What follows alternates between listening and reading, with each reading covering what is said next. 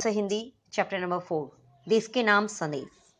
ये चैप्टर एक पत्र के रूप में, एक लेटर के रूप में दिया गया है। आजकल का जमाना लेटर का नहीं है, फिर भी लेटर लिखने का तरीका हमें आना चाहिए। यही बात इस चैप्टर के अंदर दी गई है।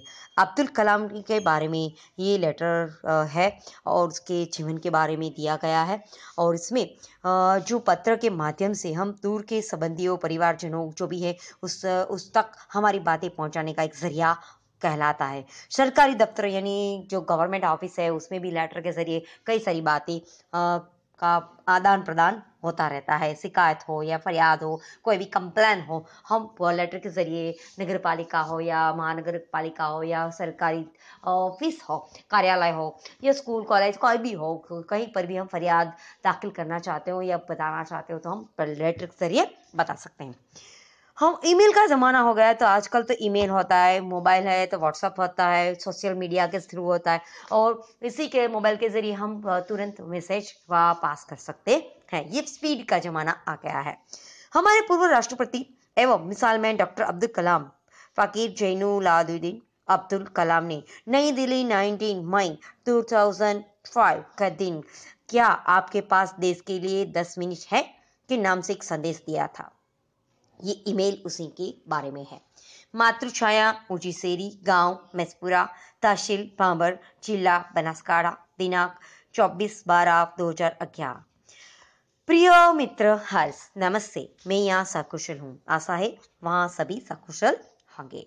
यानी कोई भी लेटर लिखते तो सबसे पहले एड्रेस लिखते हैं और जिस दिन लिखे उस दिन की डेट लिखते हैं। फिर तुम्हारा खत मिला, पढ़कर खुशी हुई। मैंने अब्दुल कलाम का देशवासियों के नाम भेजा गया एक ईमेल पढ़ा, वही तुम्हारे लिए प्रेषित कर रहा हूँ, यानी बता रहा हूँ। डॉक्टर कलाम अपने देश की शुरुआत में ही पूछते हैं, क्या आपके पास अपने देश के लिए 10 मिनट का समय है? यदि हाँ तो इसे पढ़िए, वरना मर्जी आपकी।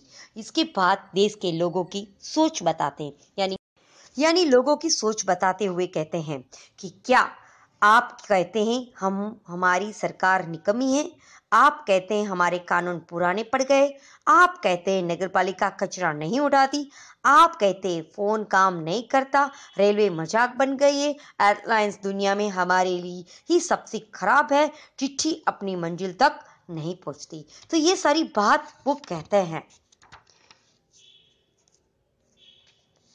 आप कहते हैं कि कहते रहते हैं कि आप कहते हैं रहते हैं, यानी आप बताते रहे। आपने इसके बारे में क्या किया? यानी आप कहते हैं, करते कुछ नहीं है। फिर राष्ट्रपति ने कहा, मान लीजिए एक व्यक्ति सिंगापुर जा रहा है, उसे अपना नाम दीजिए, उसे अपनी शकल भी दे दीजिए। आप दुनिया के सर्वश्रेष्ठ हवाई अड्डे पर उतरते हैं। सिंगापुर में आप अपनी सिगरेट का टुकड़ा सड़कों पर नहीं फेंकते और स्टोर में जाते भी नहीं है। आपको उनकी भूमिगत संपर्कों पर रस महसूस होता नहीं। रस यानी भीड़, रस जिसे कहते हैं। आप शाम 5 बजे से 8 बजे के बीच आर्चर्ड रोड पर कार चलाने का टोल टैक्स तकरीबन 60 रुपये भुगतान करते हैं। अगर पार्किंग में आपने निर्धारित समय से ज्यादा गाड़ी रखी तो टिकट पंच करते हैं, लेकिन आप सिंगापुर में कहते हैं कुछ नहीं कहते। क्या दुबई में आप रमजान के दिनों में सार्वजनिक रूप से कुछ भी खाने का साहस नहीं कर सकते।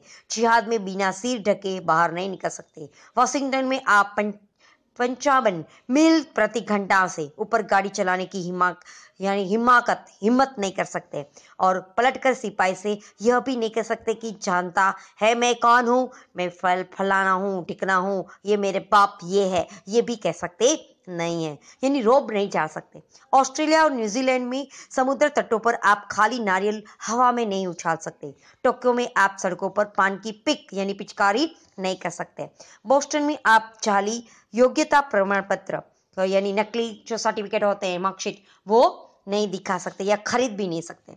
डॉक्टर कलाम बीच में याद दिलाते, मैं आप ही के बारे में बता रहा हूँ, सिर्फ आप ही के बारे में। यानी हम ये दुनिया के अलग अलग देशों में, अलग अलग कंट्रियों के अंदर ऐसा कर नहीं सकते। कानून का वहाँ बहुत सख्त है, लेकिन हमारे देश के अंदर कानून है लेकिन कोई फॉलो करता नहीं है। रूल सभी के लिए लेकिन कोई फॉलो करता नहीं है। रूल तोड़ने के लिए यहाँ के लोग मानते हैं। जो लोग रूल को फॉलो करने लगे तो हमारा देश भी खूबसूरत सा बन सकता है और अच्छा बन सकता बात बताते हैं। डॉक्टर कलाम कहते हैं आप दूसरे देशों की व्यवस्था का आदर और पालन करते हैं, लेकिन अपनी व्यवस्था का नहीं, यानी अपने देश की नहीं। भारतीय धरती पर कदम रखते ही आप सिगरेट का टुकड़ा जहां तहां फेंक देते हैं, थूकते हैं, कागज के पुर्जे यानी टुकड़े टुकड़े उछालते हैं। यदि आप पराये देश में प्रशंसनीय नागरिक हो सकते हो तो भारत में ऐसा क्यों नहीं। डॉक्टर कलाम ने मुंबई के पूर्व महानगरपालिका आयुक्त तिनायकर के हवाले से कहा, यानी उसकी तरफ से कहा, अमीर लोग अपने कुत्तों को सड़कों पर घुमाने के लिए और जहां तहां गंदगी बिखेर देते हैं और फिर वहीं सड़कों पर गंदगी के लिए प्रशासन पर दोष देते हैं। यानी जो कचरा डालते हैं, जो भी कुत्ते वगैरह डर्टी करते हैं, तो उसका जिम्मेदार सरकार को ठहराते हैं, नगरपालिका ठहराता है, लेकिन वो जिसका कुत्ता है उसको ठहराना चाहिए, यही बात बताते हैं। डॉक्टर कलाम कहते हैं कि गंदगी फैलाने वाले हम ही हैं। क्या वे उम्मीद करते हैं कि वे जब भी बाहर निकलेंगे तो एक अधिकारी झाड़ू लेकर उसके पीछे पीछे चलेगा और जब कुत्ते का हाजत होगी तब वो कटोरा लेकर उसके पीछे खड़ा हो जाएगा? नहीं, ऐसा हो सकता नहीं, हमारे देश में ऐसा नहीं हो सकता, लेकिन करना बहुत जरूरी है, ऐसा कहने का तरीका है। राष्ट्रपति ने मिसाइल दी कि यानी एक उदाहरण दिया कि अमेरिका और जापान में कुत्ते के मालिक को उसकी छोड़ी हुई गंदगी साफ करनी पड़ती है। हाँ, हकीकत है, ये सच है। फिर शासन प्रशासन के बारे में डॉक्टर कलाम ने कहा कि हम सरकार चुनने के लिए वोट डालने जाते हैं और अपनी सारी जिम्मेदारी भी वहां उलट आते हैं। हम आराम से बैठकर सोचते हैं कि अब हमारे नाज नखरे यानी हम जो भी मर्जी होगी वो सरकार उठाएगी। हम सोचते हैं कि हमारा हर काम सरकार करेगी। हम फर्श पर पड़ा हुआ रद्दी कागज उठाकर उसे कूड़ेदान में नहीं डालेंगे, वो भी जहमत यानी वो भी हम मेहनत करना नहीं जानते हैं। रेलवे हमारे लिए साफ सुथरा बाथरूम देगी। हम उन्हें ठीक तरह से इस्तेमाल करें या ना करें, करना सीखे या ना सीखे। डॉक्टर कलाम कहते हैं कि समाज की ज्वलंत समस्याओं पर भी हमारा ऐसा ही रवैया होगा। हम ड्राइंग रूम में बैठकर दहेज के खिलाफ गला फाड़ेंगे और अपने घर में इसका उल्टा कर देंगे और बाहर बहाना देखिए कि पूरी व्यवस्था ही खराब है। अगर मैं अपने बेटे की शादी में दहेज नहीं दूंगा तो उससे कौन सा बड़ा फर्क पड़ जाएगा। राष्ट्रपति ने इस संदेश में पूछा, इस व्यवस्था को बदलने का कौन है?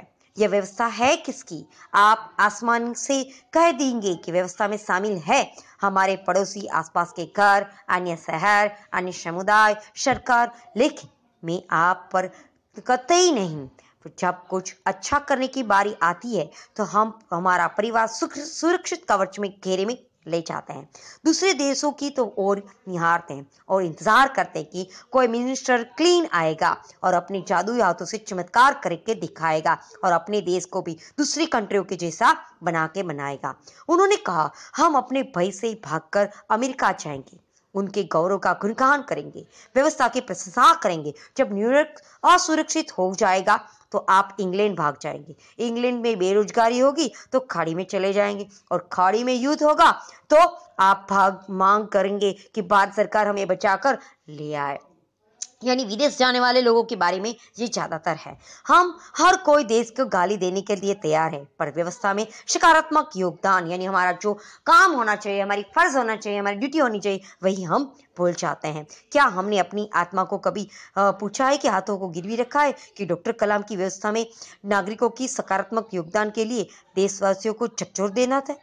श्रेष्ठ नागरिक बनने की शुरुआत करने की अपील करते हुए संदेश में कहा गया कि अगर कोई वाकई संदेश से सहमत है तो इस बार 10 साथियों को मिलकर इस ईमेल को भेजिए और परिवार में सभी को, बड़ों को ये प्रणाम और तुम्हारा मित्र किरण। यानी यही किरण हर्ष को लिखता है और कहता है कि भाई देखो, ये डॉक्टर कलाम ने बहुत अच्छी बातें बताई है तो हमें उसको फॉलो करना है, यानी रूल्स सरकार ने हमारे लिए बनाए हैं। आप देखो उसकी पेज पर दिया है प्रश्नों के उत्तर। यह पत्र किसने लिखा? हर्ष ने। किसको लिखा? किरण ने लिखा, हर्ष को लिखा। पत्र लिखने वाला का पता क्या है? पता लिखा गया है आगे। पत्र में क्या वर्णन किया गया है? यानी सरकार के बारे में, लोगों की फर्ज के बारे में वर्णन किया गया है। पत्र के अंत में किरण ने हर्ष के परिवारजनों को क्या कहा? प्रणाम किया है और सभी को ये तीन व्यक्तियों को ये ईमेल भेजने की बात बताई गई है। फिर उसके बाद देखो नेक्स्ट पेज पर काल बदलिए, मैं क्रिकेट खेलता हूँ। तो आपको भूतकाल में काल पहचानना है।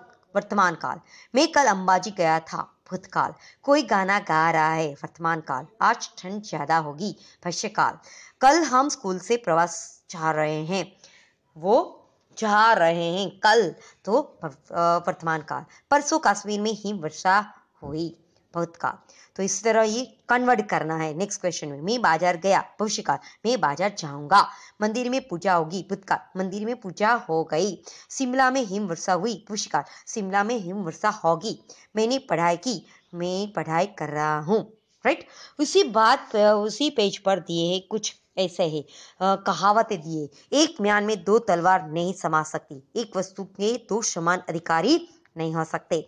खोदा पहाड़ निकला चूहिया, अधिक मेहनत लाभ कम। जिसकी लाठी उसकी वे, शक्तिशाली की ही जीत होती है। तो यानी आपको ये ईमेल भी लिखना है और ये क्वेश्चन आंसर भी लिखना है और ये ग्रामर के क्वेश्चन भी लिखने हैं।